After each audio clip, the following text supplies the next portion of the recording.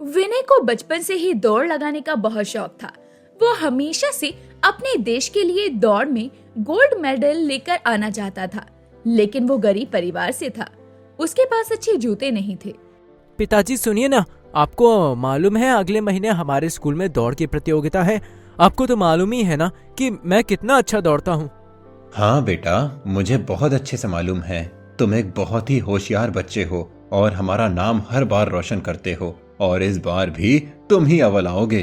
Teacher ने मेरा नाम दिया है दौड़ के लिए, लेकिन मेरे पास अच्छे जूते नहीं है। क्या आप मेरे लिए अच्छे जूते ले आएंगे? हाँ बेटा, मैं तुम्हारी बात समझ गया, लेकिन अभी मेरे पास इतने पैसे नहीं हैं कि मैं तुम्हारे लिए महंगे जूते खरीद सकूं। लेकिन मैं अपनी पूरी कोशिश करूंगा। मुझे आप पर पूरा यकीन है पिताजी। कुछ दिन गुजरते हैं और रामू अपने बेटे के लिए स्पोर्ट्स शूज लेकर आता है। ये देखो बेटा, मैं तुम्हारे लिए जूते लेकर आया हूँ। ये तो सच में बहुत सुंदर जूते हैं। देखिएगा, कुछ दिनों बाद जब प्रतियोगिता में मैं ये जूते पहनकर दौड़ूंगा तो मैं जरूर जीतूंगा। हाँ मेरे बेटे, मुझे मालूम है तुम जरूर जीतोगे। विनय वो जूते पहनकर अपनी प्रैक्टिस शुरू कर देता है। वो गांव के मैदान में दूर दूर तक दौड़ता है।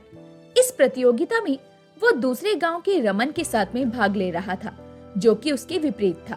विनय को प्रैक्टिस करते हुए देखकर रमन खुद से कहता है, ये तो वही लड़का है विनय, जिसके चर्चे दूर दूर तक हैं। आज तक किसी ने भी इसे रेस में नहीं हराया है, लेकिन मैं ऐसा क्या करूं जो इसे दौड़ में हरा सकूं और खुद जीत सकूं।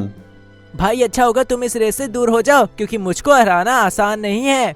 ऐसा नहीं है, मैं इस रेस को जीत कर रहूंगा। रमन इस प्रतियोगिता को किसी भी हाल में जीतना चाहता था, इसीलिए वो एक गलत तरीका अपनाता है।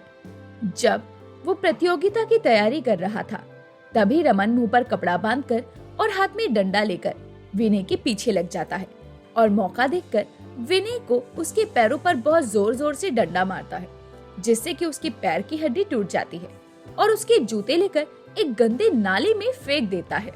अब देखता हूँ ये विनय का बच्चा इस प्रतियोगिता में कैसे भाग लेता है। जब ये हिस्सा ही नहीं लगा तो ये जीतेगा कैसे? अब तो जीत मेरी ही होगी। दूसरी ओर अपने बेटे का ये हाल देखकर विनय के पिता बहुत ज्यादा परेशान हो जाते हैं। हे भगवान, ये सब कैसे हो गया? मेरे बेटे का ये हाल किसने किया?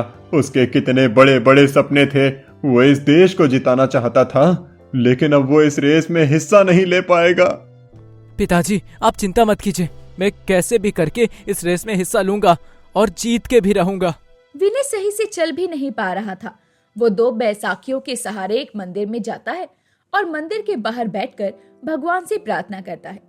प्रार्थना करते करते कब उसकी आंख लग जाती है, जहां उसे सपने में एक अजीब सा आदमी जूते देते हुए नजर आता है। अचानक उसकी आंख खुलती है तो उसके सामने जूते रखे हुए थे। ये जूते किसके हैं और यहाँ कौन छोड़ गया? यहाँ आसपास में तो कोई नजर नहीं आ रहा है। लगता है मेरा वो सपना सच था, लेकिन मैं इन जूतों को कैसे पहनूंगा? मेरे पैरों में तो चलने तक की ताकत नहीं है। तभी मंदिर का पंडित बाहर आता है और विनय से कहता है, अरे बेटा, तुम चिंता क्यों करते हो? क्या पता भगवान की तरफ से तुम्हारे लिए उपहार है। एक बार इन्हें पहन के तो देखो। क्या सच में? लेकिन पंडित जी मैं उन्हें नहीं पहन सकता। मेरे पैरों में इतनी ताकत नहीं है कि मैं इन्हें पहन सकूं। भगवान पर यकीन रखो, सब अच्छा होगा। विजय भव। पंडित जी की बात मानकर विनय उन जूतों को अपने पैरों में पहन लेता है और खड़ा होने की कोशिश करता है।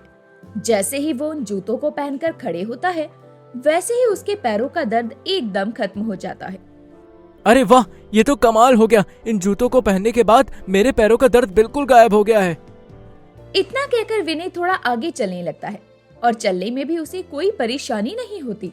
ये तो चमत्कार ही हो गया। मैं जहाँ खड़ा भी नहीं हो पा रहा था, इन जूतों को पहनते ही मैं खड़ा भी हो पा रहा हूँ और चल भी पा रहा हूँ। ये कोई मामूली जूते नहीं लगते, ये तो जरूर कोई जादुई जूते हैं। क्यों है ना पंडित जी? जैसे ही वो पीछे मुड़कर मंदिर में पंडित जी की तरफ देखता है, तो पंडित जी वहाँ से गायब हो चुके थे। ये देखकर विनय बहुत हैरान हो जाता है और कहता है, अब ये पंडित जी कहाँ गए?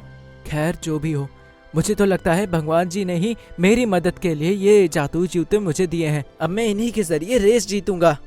2 दिन के बाद होने वाली प्रतियोगिता में विनय हिस्सा लेता है और उन जादुई जूतों के जरिए वो उस रेस को जीत जाता है।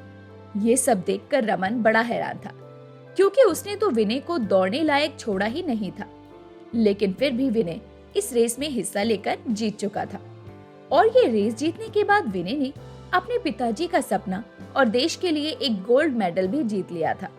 अब विनय पहले से काफी ज्यादा बेहतर हो चुका था और अपने हर सपने को सच कर रहा था। इसीलिए दोस्तों कहते हैं ना कि अगर आपके हौसलों में मजबूती हो तो भगवान भी आपका साथ देते हैं।